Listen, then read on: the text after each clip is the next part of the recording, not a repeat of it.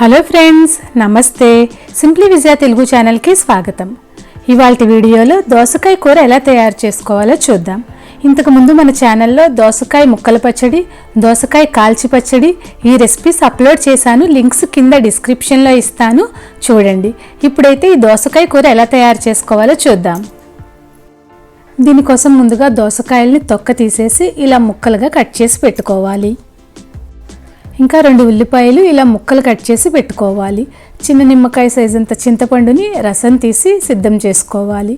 ఇంకా పచ్చిమిర్చి, కరివేపాకు, పోపు సరుకులు రెడీ చేసుకోవాలి. ముందుగా స్టవ్ ఆన్ చేసుకుని బాండీ పెట్టుకుని 2 టేబుల్ స్పూన్స్ ఆయిల్ వేసుకోవాలి.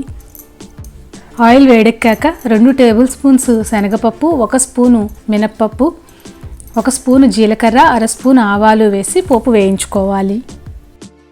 ఈ పోపు వేగాక దీంట్లోంచి కొద్దిగా పోపు తీసి 1 కప్పులో పక్కన పెట్టుకోవాలి. కూరంతా అయ్యాక కూర మీద ఈ పోపు వేసుకుంటే కూర తినడానికి బాగుంటుంది. ఇప్పుడు మిగిలిన పోపులో 4-5 పచ్చిమిర్చి ముక్కలు కట్ చేసి వేసుకోవాలి. ఇంకా కరివేపాకు కూడా వేసుకుని పోపు వేగాక మనం కట్ చేసి పెట్టుకున్న ఉల్లిపాయ ముక్కలు వేసుకుని కొద్దిగా ఉప్పు, పసుపు వేసి ఒకసారి బాగా కలిపేసి మూత పెట్టి ఉంచితే తొందరగా మగ్గుతాయి.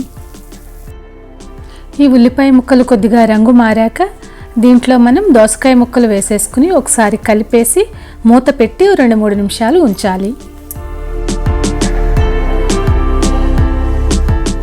ఈ దోసకాయ ముక్కలు కొద్దిగా మగ్గాక దీంట్లో రుచికి సరిపడా సాల్ట్, చింతపండు రసం వేసుకోవాలి. చింతపండు రసానికి బదులు మనం టమాటా కూడా యూస్ చేసుకోవచ్చు.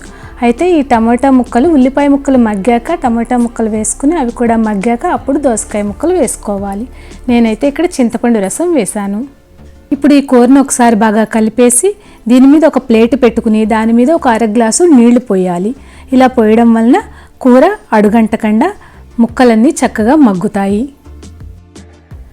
మధ్యలో 1-2 సార్లు కలుపుకుంటూ కూర ఉడికిందో లేదో చెక్ చేసుకోవాలి.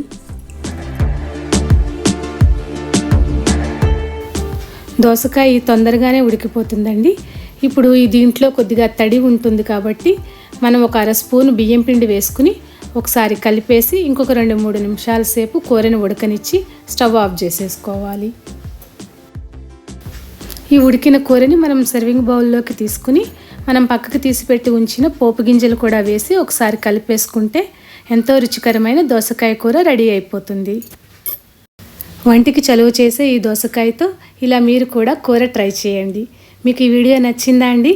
నచ్చితే తప్పకుండా లైక్ చేయండి, ఫ్రెండ్స్కి, రిలేటివ్స్కి షేర్ చేయండి. సబ్స్క్రైబ్ చేసుకుని పక్కన బెల్ ఐకాన్ క్లిక్ చేస్తే ఆల్ అనే ఆప్షన్ వస్తుంది. దాన్ని ట్యాప్ చేస్తే నా లేటెస్ట్ వీడియో నోటిఫికేషన్స్ అన్నీ ముందుగా మీకు చేరతాయి.